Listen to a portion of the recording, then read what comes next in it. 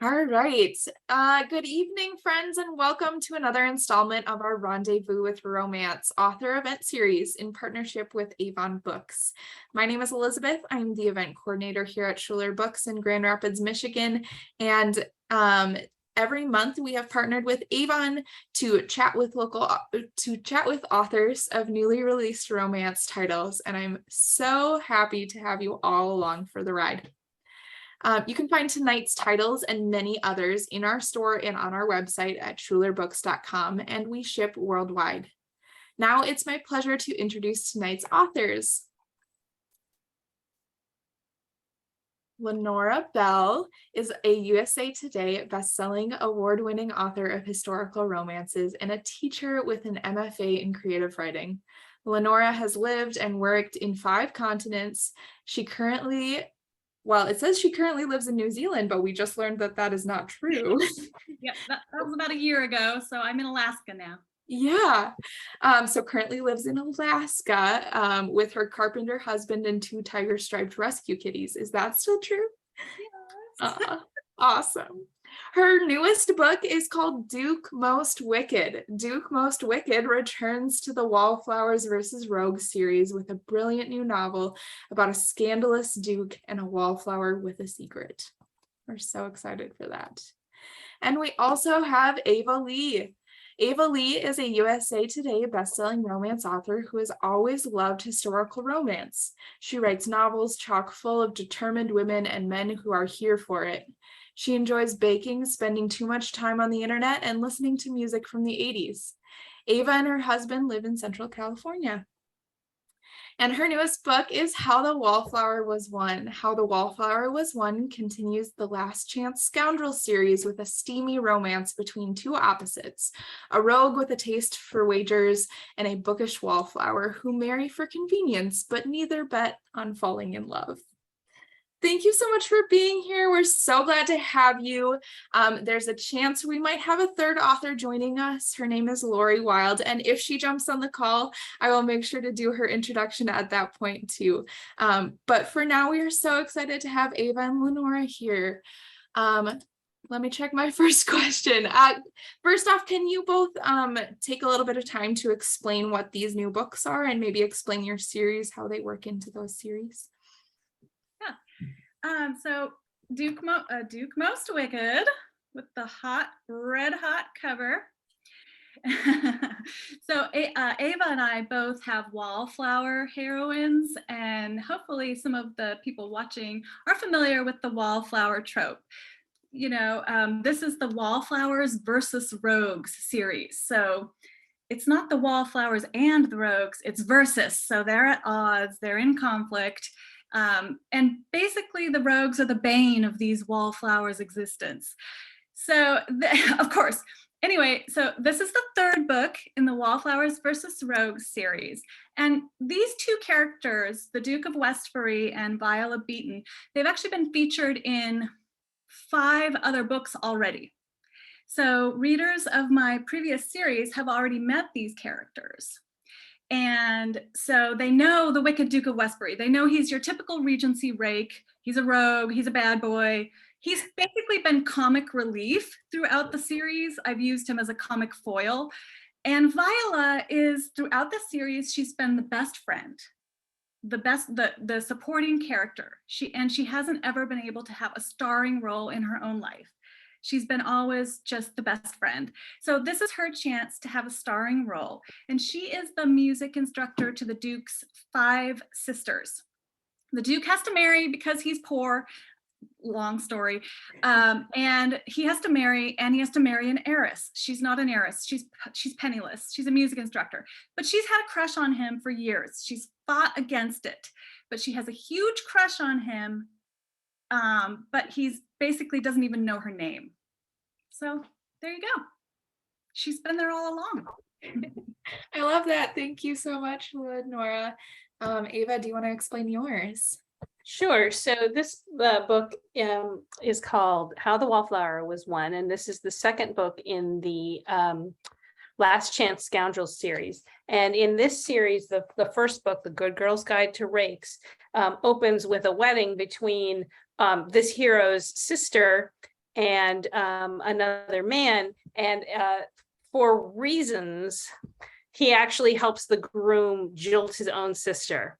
And so in order to avert a massive scandal, his parents, our hero's parents, and the parents of all of the people involved say, you all have to get married within a year's time, or you're all cut off without a cent. So we have three scoundrels who need to get married within a year.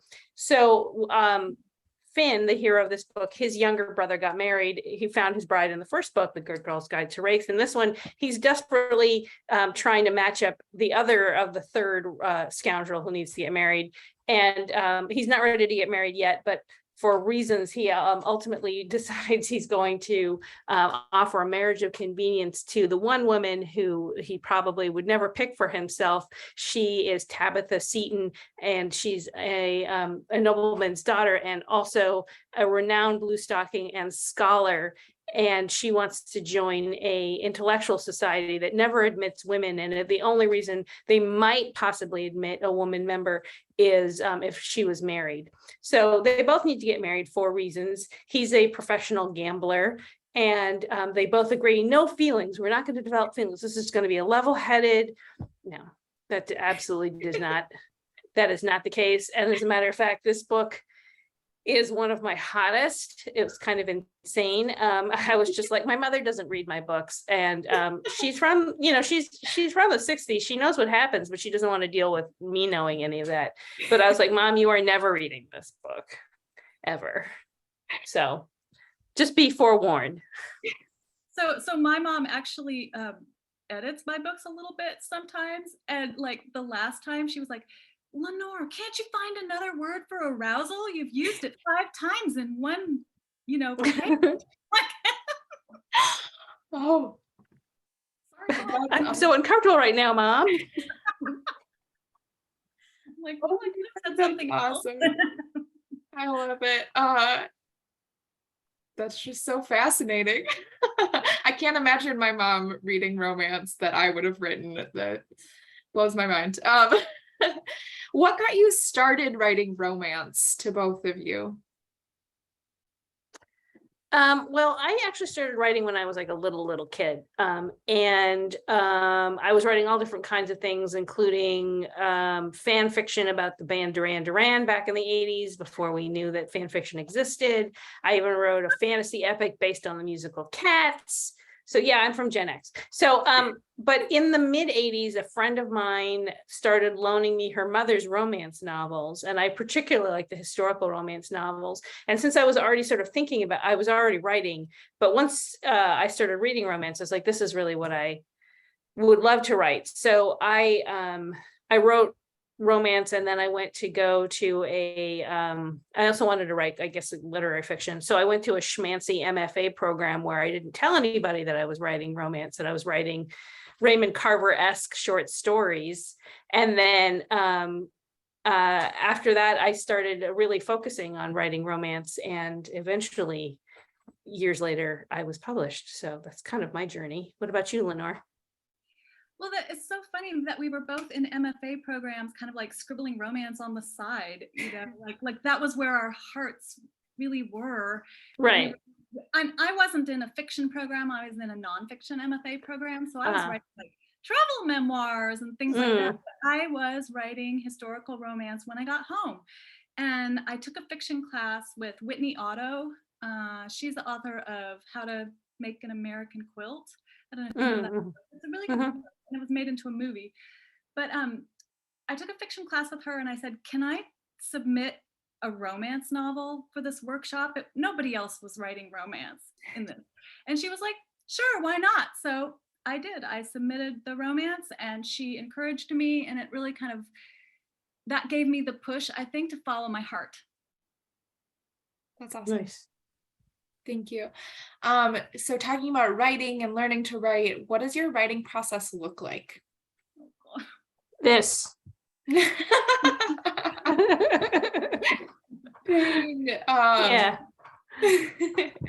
Do you start with characters first? Do you start with plot points first? Or do you get inspiration from something else that kind of sparks the story? Or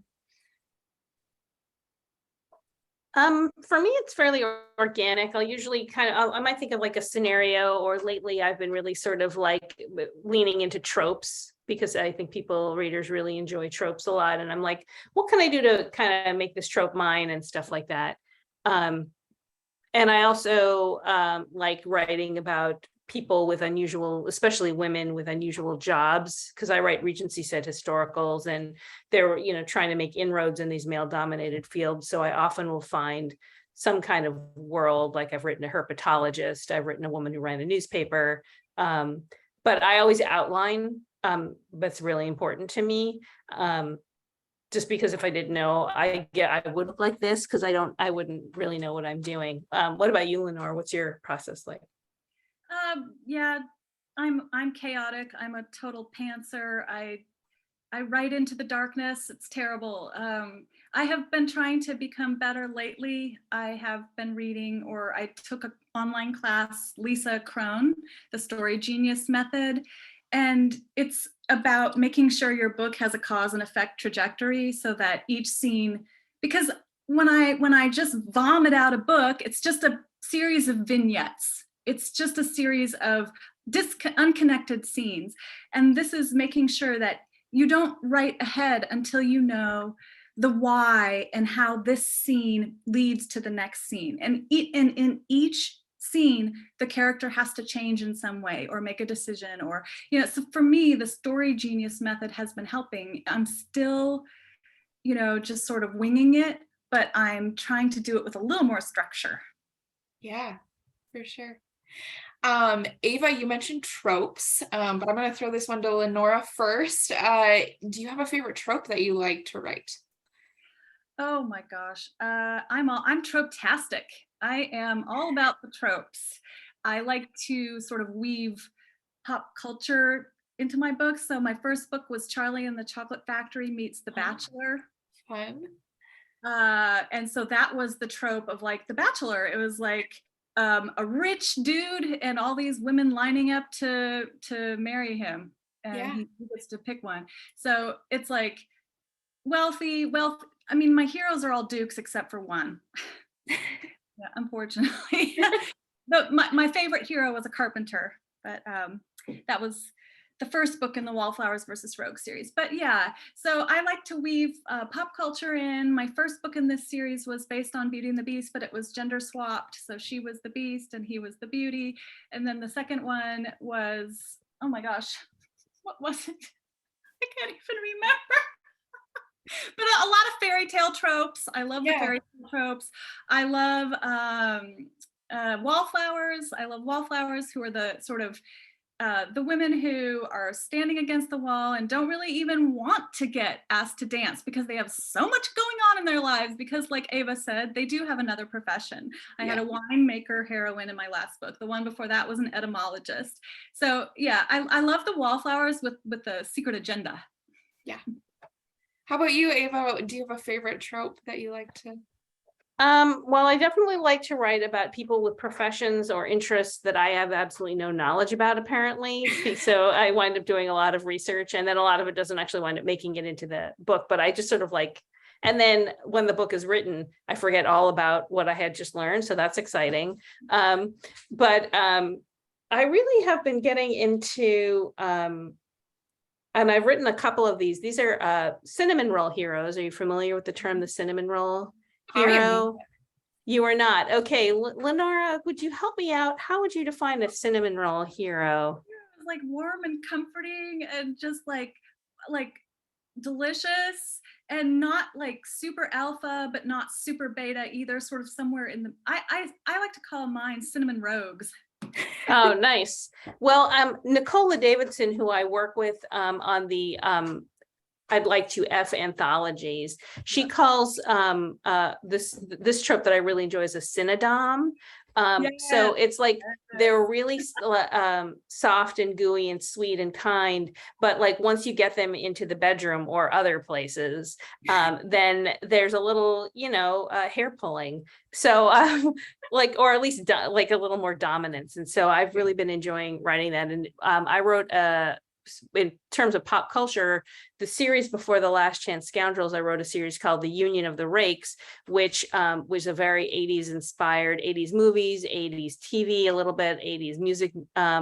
And the first book in that series is called My Fake Rake, and the hero in that is a nerd who it's borrowing a little bit from Some Kind of Wonderful, and also from to a less sexist extent, Weird Science, where it's like you build the perfect man, and so we have our herpetologist heroine who's also a nerd who needs somebody to fake.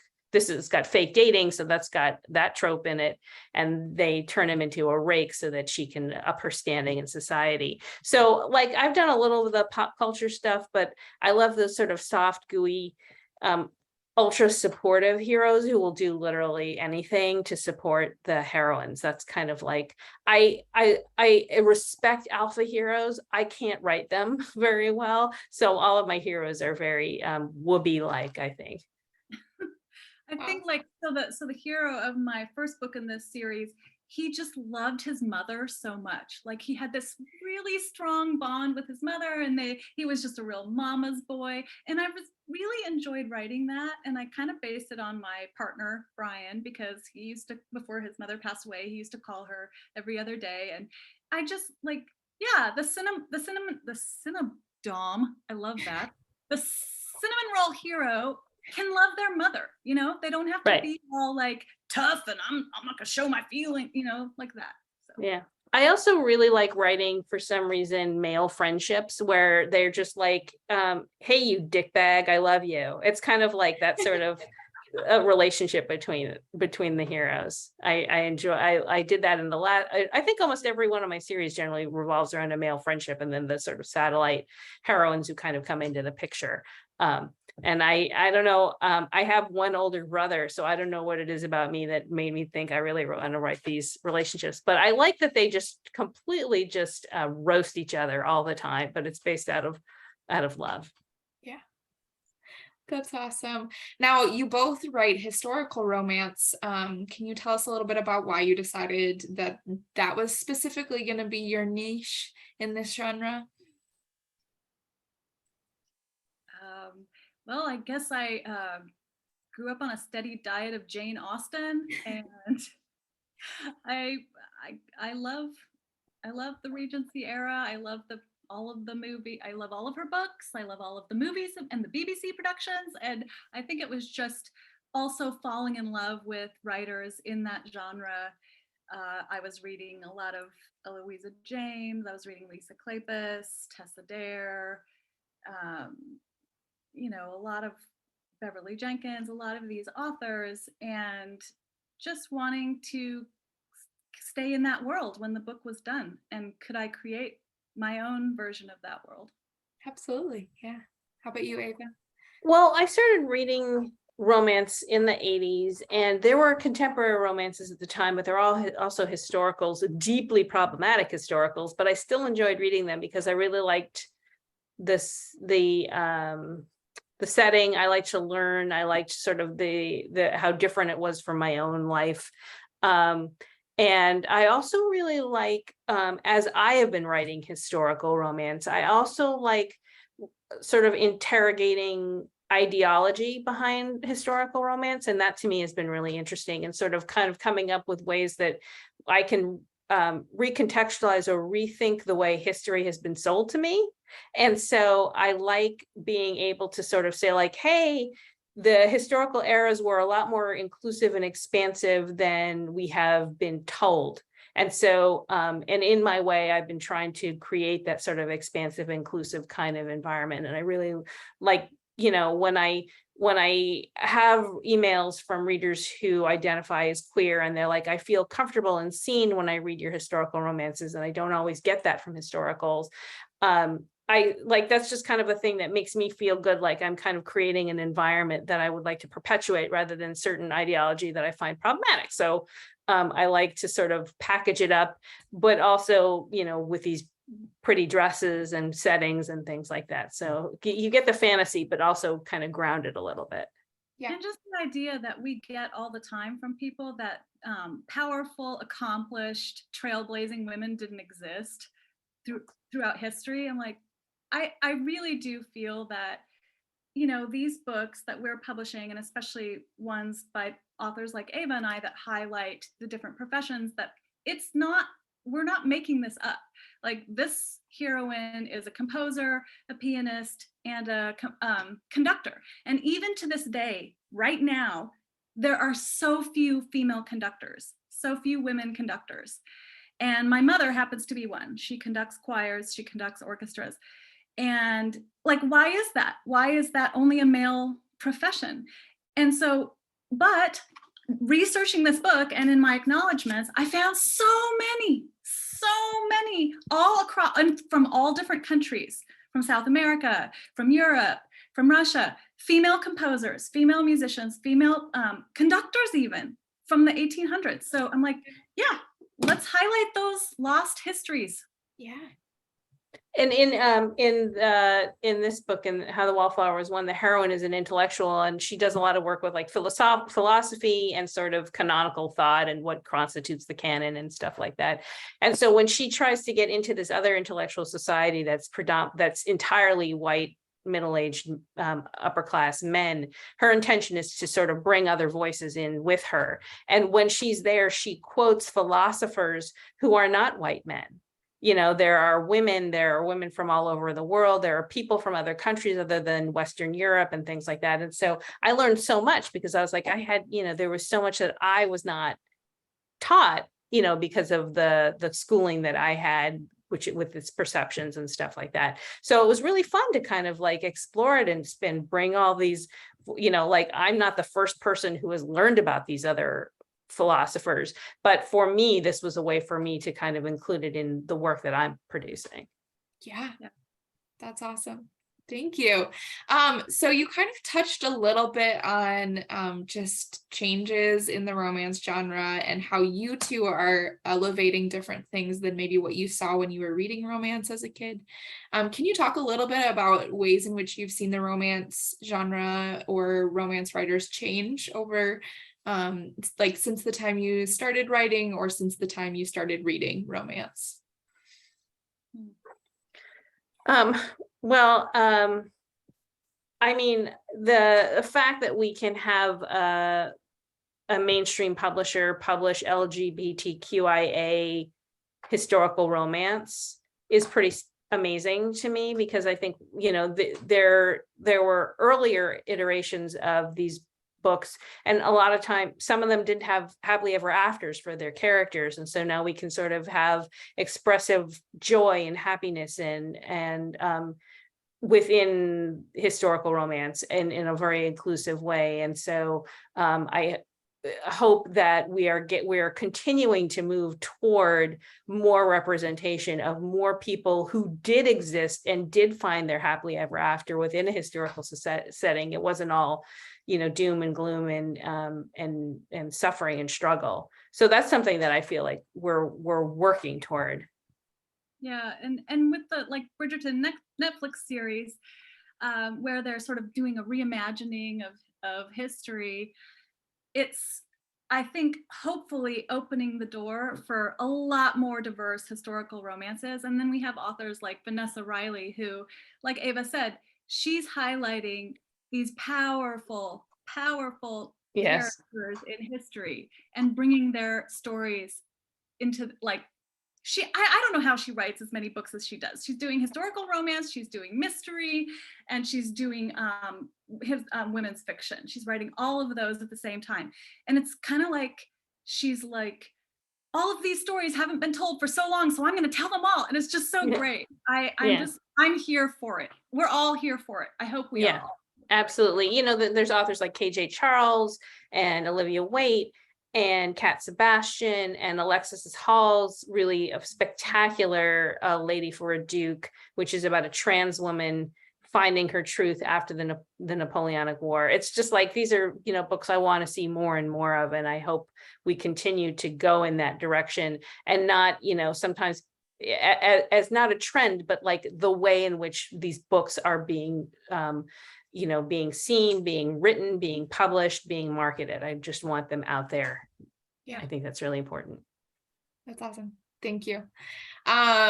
back to kind of your personal process, what is your favorite part about writing romance? The end of the day when you get a piece of chocolate and you take a shower. I don't know. Sorry, Lenora. For the Zoom, I did. I haven't taken one. I'm on a deadline, so I'm just writing and writing and writing. But deadline brain. Yeah, I guess, yeah, finishing books, that's a pretty good part, right? That's a pretty good feeling. Yeah. When you hit send to your editor, it's the best feeling in the world. It's like, I know there's a lot of people out there who are sort of maybe in the middle of a book. Maybe they're doing NaNoWriMo in November, the National Novel Writing Month. And the hardest part is just getting through that middle and getting to the end. And once you do that, you know that you can do it and you can do it again. So writing is difficult. It is hard. And it's not all, and even writing romance isn't all hearts and flowers. It's a lot of pain and sweat and agony and tears and blood that go into it.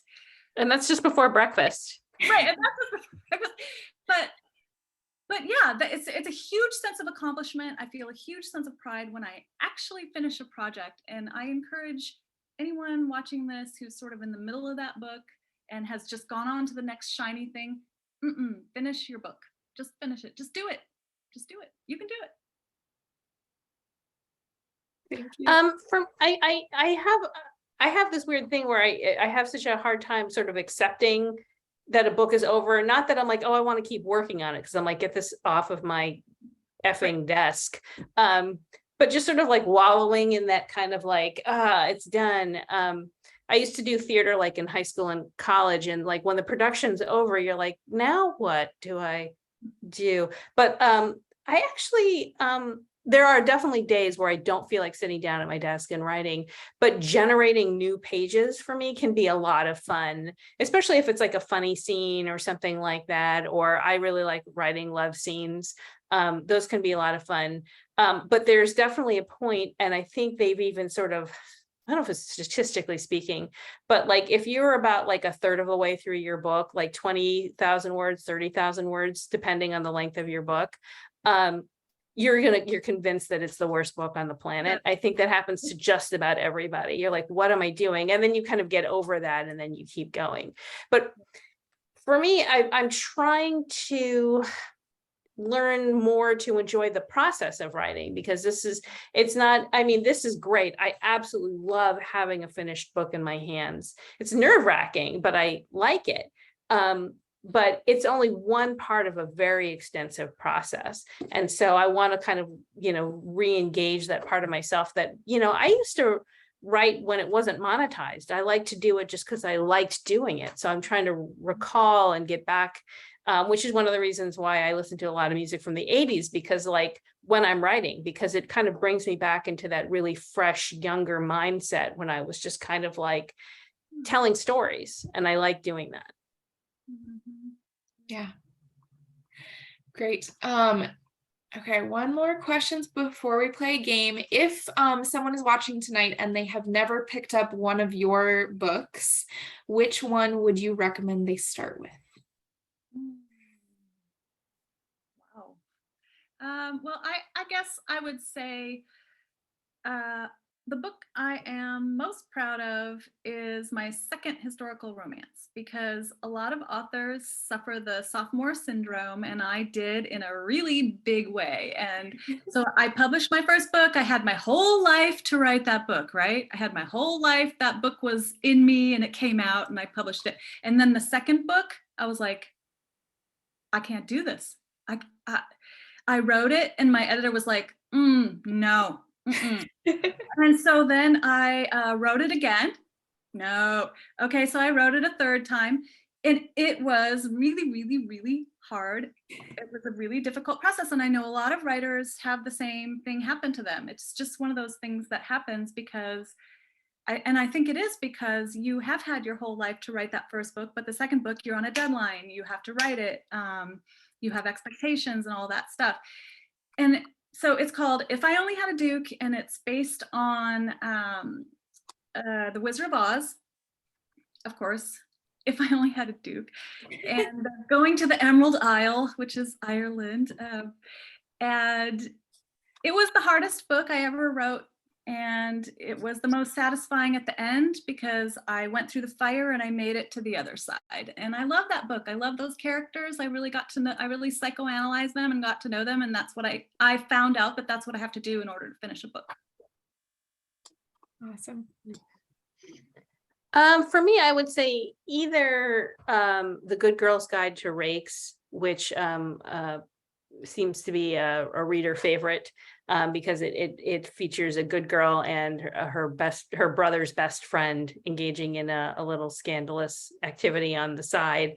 And it's also about preconceived notions as to what, like breaking away from preconceived notions as to what other people think who you are, and like finding somebody who sees you for who you truly are, as opposed to like society or your family.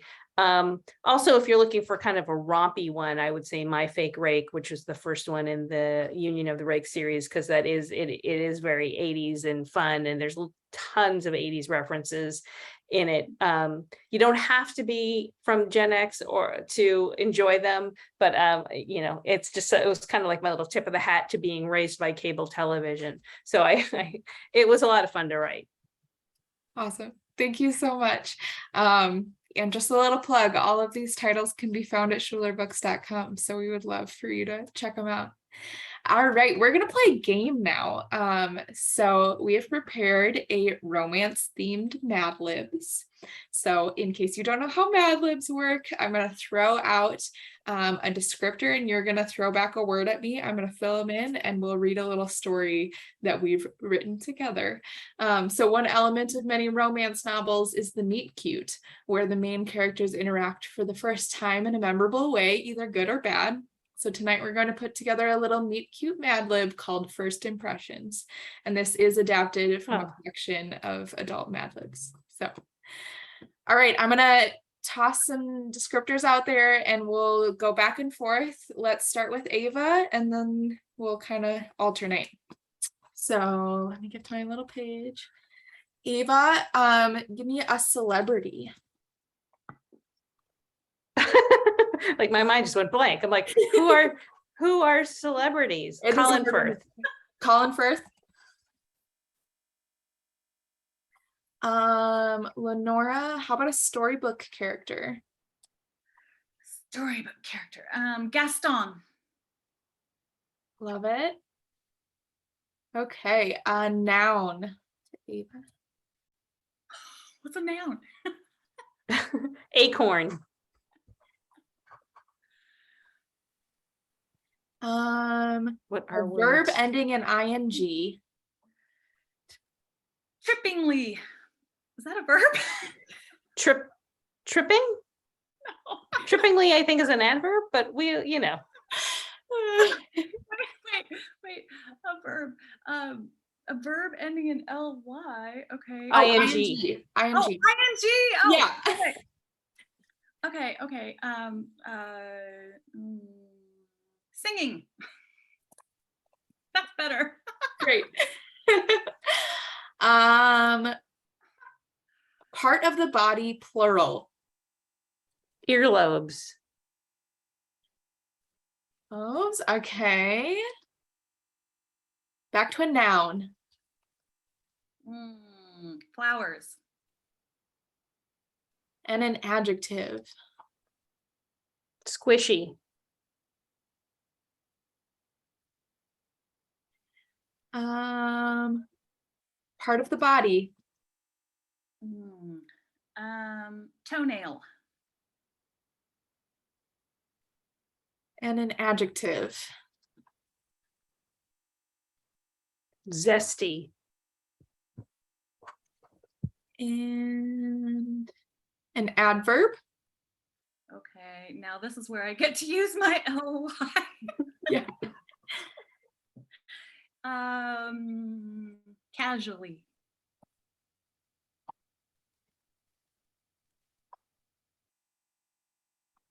Type of liquid. Pancake syrup. Good one. Not maple syrup, because that's different. An occupation. Okay, welder. And an adverb. Sweatily.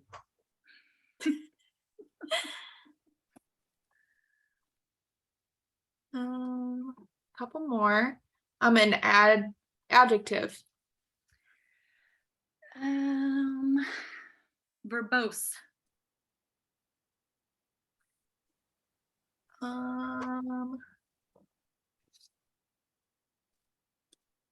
Plural noun. Hot dogs. And part of the body, plural. Oh, okay. Buns. Hot dogs. A noun.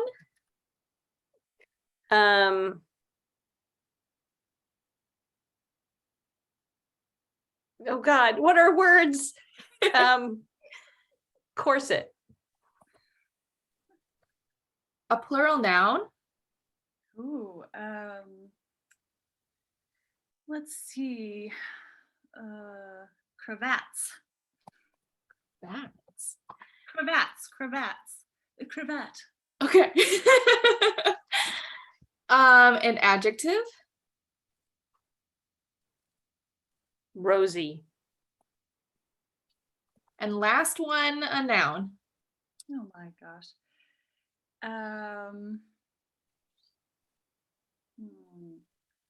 Swimming pool. It's so hard. It's like the middle of the workday, so it's like we like where are the words? Where are they? Oh my God. Not boding well for the writing that has to happen later, apparently. Maybe we're saving it. Sure, great, yeah. I hope it's a swimming pool full of pancake syrup. All right, are you ready to hear our story? Yes. Maybe So- not. First impressions. He noticed her immediately. She had the beauty of Colin Firth and the curves of Gaston. What was a gorgeous acorn like her doing singing all alone at this party anyway? When their earlobes locked across the crowded flowers, a squishy smile slowly crept across her toenail. The zesty chemistry seemed undeniable. It was casually obvious that she wanted him. He grabbed 2 glasses of bubbly pancake syrup from the tray of passing welder and strode sweatily across the room. Her smile grew bigger the closer he got. He felt confident and verbose. Verbose? Verbose. He imagined their first date, a candlelit dinner at La Mansion de Hot Dog. All buns turning while he walked in with a stunning corset on his arm. He would dazzle her with witty cravats and rosy charm. Yes. So what was the first thing you noticed about me? He said upon reaching her. She batted her eyelashes and replied, "Your swimming pool is unzipped." Okay. Maybe not the masterpiece that your books are, but It's a surrealist little moment in time. yeah, you know? absolutely. I am a little stuck You read on. that very well, Elizabeth. You're very dramatic. I liked it. Yeah. Thank you. I'm stuck on the bubbly pancake syrup. That's Oh, really what got me. That needs to happen, I think.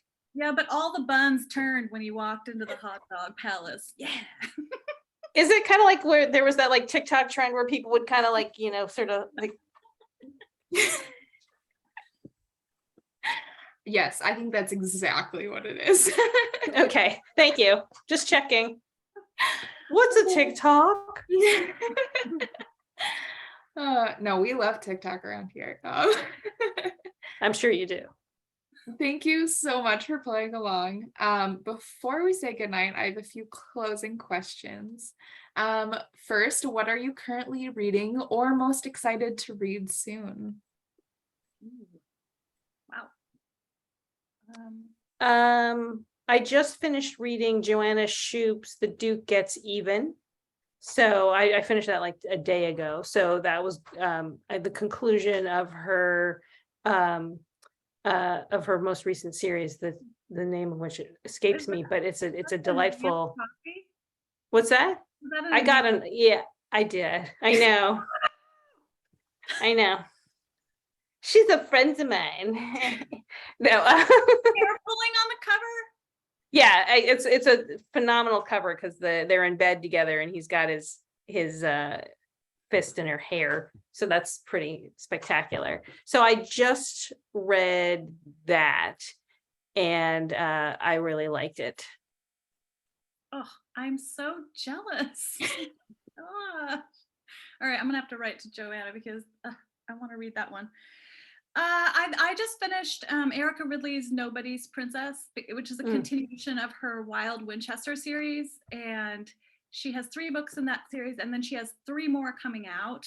And I love the whole series because it's just kind of like this, it's like a large family romp, but none of them are actually related by blood. And so it's just a beautiful found family portrayed in the historical romance era, and I love that. And I'm just really into the rompiness, but also how she portrays the emotions. It always makes me sigh and swoon. So yeah, the Wild Winchesters. Awesome. And finally, what can readers look forward to next from you? Sorry, next on my words.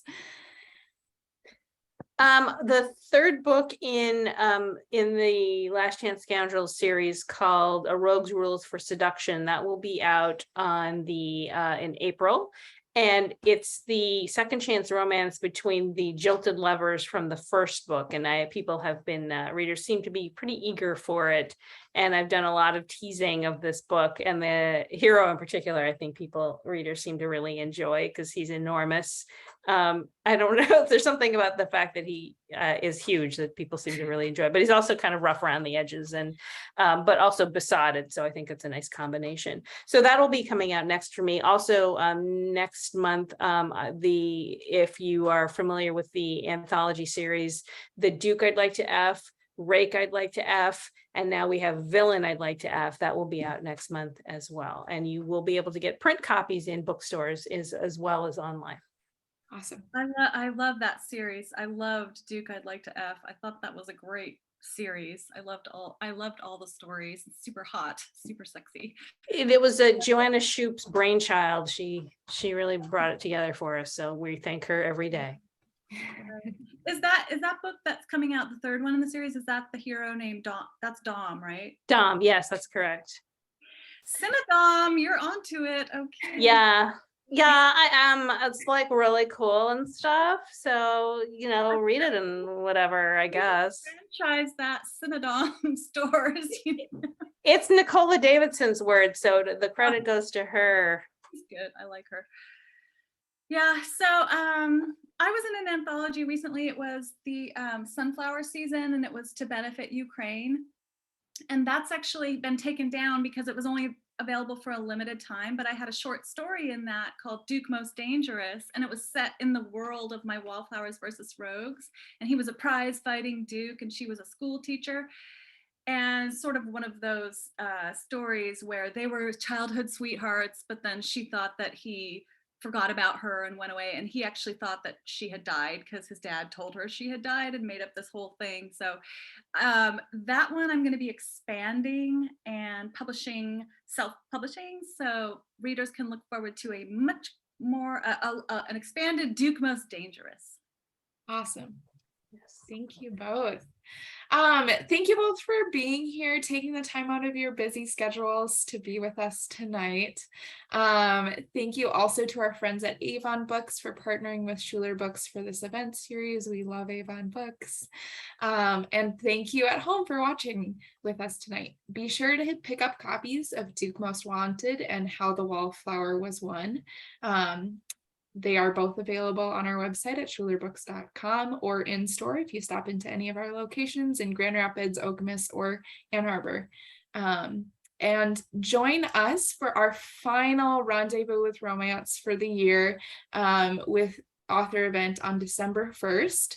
Our bookseller Amy will be talking to Christy Carlisle, Eloise James, and Addison Fox. Nice. Eva and Lenora, thank you so much. This Thank was you. a Thank you, pleasure. Elizabeth. It was so much fun. Yeah. Yeah. And thanks to everyone at home watching. Yeah, thanks for tuning in. Have a great night. Thanks. Bye. Thank you.